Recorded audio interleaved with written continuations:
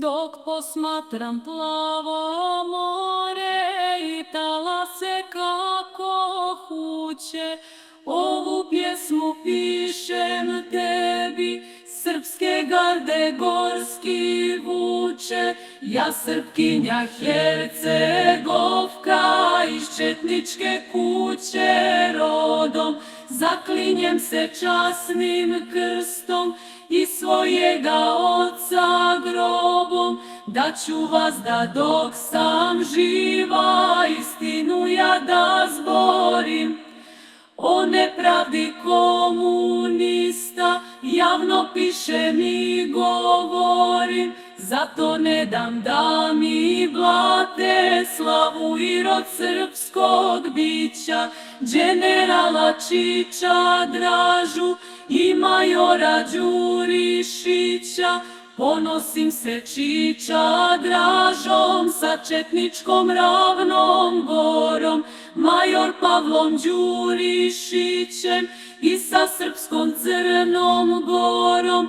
Kad su bili dani teški u selima pored Lima, Đurišić je tada, Pavle, ustanuo s četnicima, da odbrani srpski živalj od napada i potjera i krvavog oštrog noža od Osmana Rastodera i od onih što su vas da osvajaču službovali, a njihovi preci vjeru za večeru tad prodali, koji nikad nisu bili za slobodu Crne Gore, a bili bi najsrećniji da se sultan Murat vrne. Lažno sebe predstavljaju kao vajne patriote,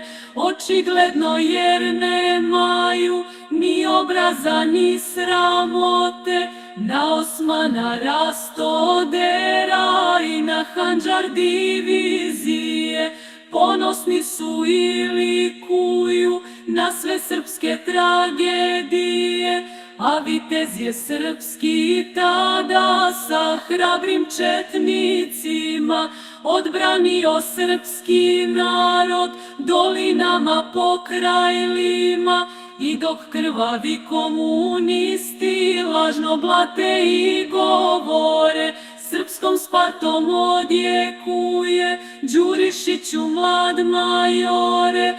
Pjevaće se i u buduće, a nažalost komunista spomenik će Đurišiću uzaostro da zablista, da zaslužno tu postoji prkosi na sve strane i ponosni da su njime Crna Gora i Berane.